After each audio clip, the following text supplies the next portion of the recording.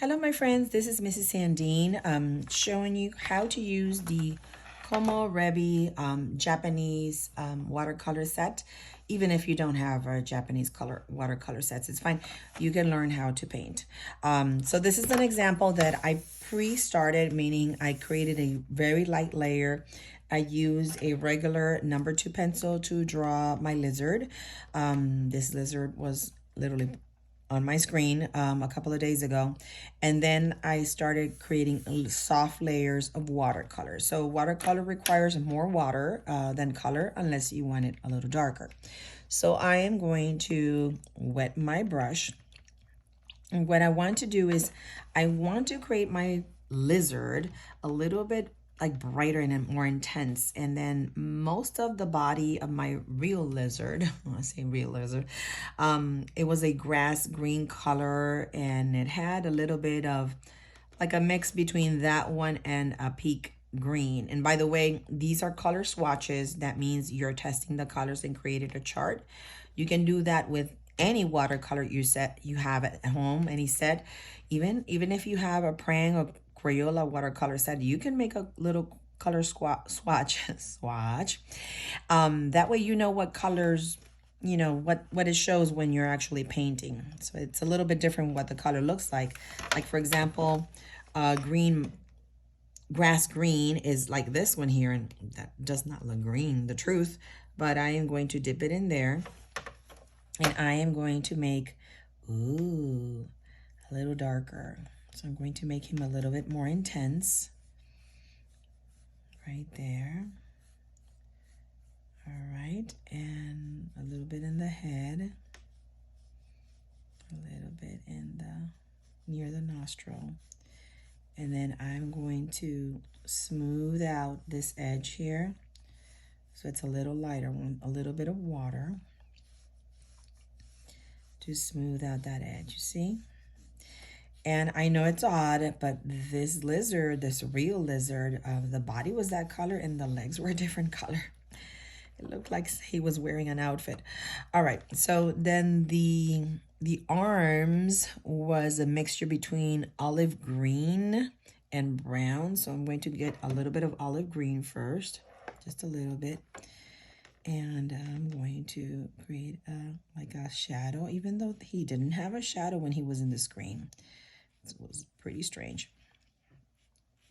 So I'm going to put a little bit of there. And I might be using this brush. Why? Because I want a thinner layer. Oh, yeah. Okay. And again, you can switch brushes as you work, just like I tell my kids in the classroom. If you need a different brush, just go ahead and switch it. You know what you need. Once you start painting, you have an awareness of what you need. Something thinner or whiter or thicker. You know what you need. And if you don't know, I'm there to help you. Or you can ask a classmate as I'm walking around. Okay. All right. So we're going to do the legs. Almost the legs look like a frog, which is a little strange. But yeah.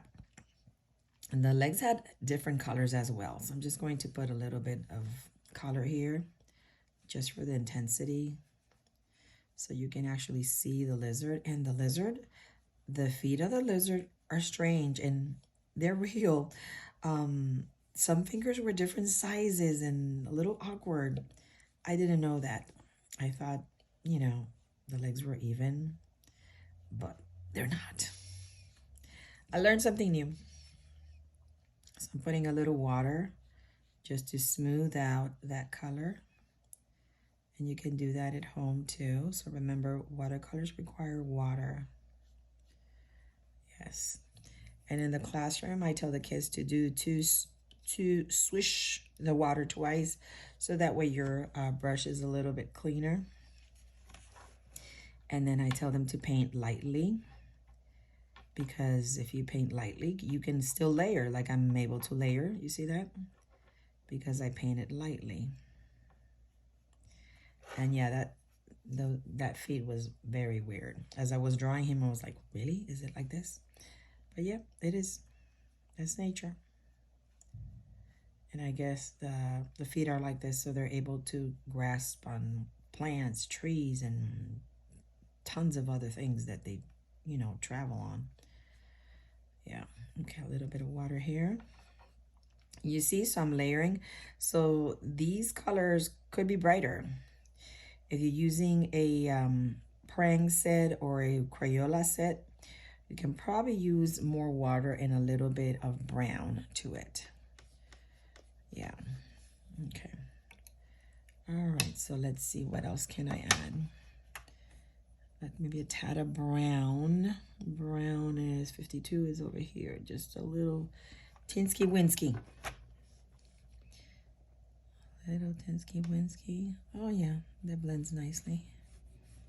A little bit, just a little bit, a little bit, a little bit.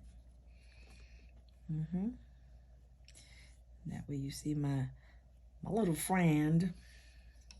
I'm gonna put a little darker of that one there. That way you can see those little toes better. Okay. Yeah, I know he's a little strange, but he's a lizard and they eat bugs. Okay. All right, I do want to put like a shadow under his body, even though I did not see a shadow. So I'm going to get a little bit of a deep black, but the truth of the matter, it's not that deep, my friends. It's like a little bit of grayish, but I want to do that. Okay, be a tad of water. Slide that color just under him. And he was in the screen. I just didn't draw the screen. That's okay. Otherwise, I would have to draw like little boxes. But this looks a little bit abstract. Realistic with abstract. Abstract means you cannot define what it is. Like the flowers, you cannot define what type of flower it is. But then again, you can actually define the realistic part. You can define the lizard. I almost call him frog for a couple of seconds. Oops, I put too much black. So I'm going to quickly water that down, use my brush, make it travel, make it travel. Make it travel. Yeah, with watercolors, you do have to work a little quicker, as well as if you're ever use acrylic paint, because the color stays and that movement of the brush stays. So, but if you paint lightly, you're able to create layers. Okay, put a little bit over here. The mouth was closed though. You know how they have their mouth open usually, somehow? Yeah, but his mouth was closed. I'm gonna clean that brush. Clean that brush. Okay, so you see the eye here? The eye, if it was my watercolor white part is not that great. So I'm going to use, this is an acrylic marker. So I'm going to put just a little dot there. Just a little dot so he can look at me. And the little dot right there. You can make him light darker if you want to too. So let's put a little bit of green more. And yes, you can add more to the flowers as well if you want to.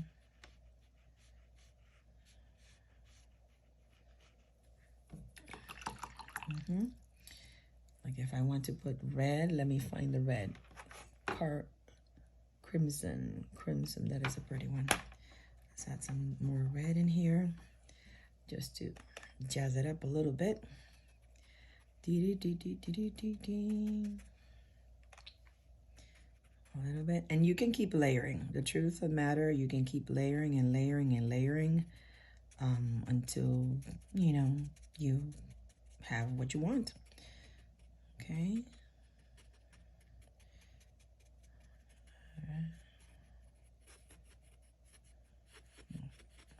Circular here. Like that. Maybe a little bit more of the green, peak green. some green there. If you notice, I'm using the brush a little bit differently because I am not making it realistic in this part, but I'm just using the brush to make some marks. Following the lines, see those lines there? I'm just following those lines. That's just lines there. Following and filling it in. Putting a little bit more maybe over, I'm gonna squint my eyes. Sometimes it's good to put your artwork upside down and squint your eyes so you can see what you missed or what you need. So I'm going to do that right now so you can see. Okay, so you can put your artwork upside down and that way you see if you need to add something to it or not. And that's it for today. Thank you for watching. Adios.